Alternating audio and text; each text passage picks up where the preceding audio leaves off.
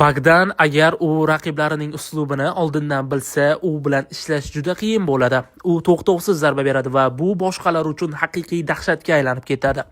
Garchi men professional bo'lsam ham, zarba texnikasida ko'p ishlagan bo'lsam-da, u bilan to'qnash kelganimda uni oldindan qanday zarba berishni ayta olmayman. Go'yoki uppercut urayotgandek bo'ladi, lekin oxirida zarbaning trayektoriyasi yon tomonga o'zgaradi. Yon zarba bo'layotgandek tuyuladi, ammo to'g'ri zarba uchib keladi. Qisqasi tushunish qiyin. Bir zarbaning boshlanishiga qarab himoyalanamiz, unga moslashamiz, lekin unda zarbalar qandaydir boshqacharoq keladi. Xuddi burama zarbadek. Uning bitta-ikkita zarbalarini tushunish mumkin, ammo zarbalari ketma-ket kelganda ularni qaytarish yoki chap berish juda qiyin bo'ladi. U yaxshi zarbalar seriyasiga ega bo'lgan jangchi.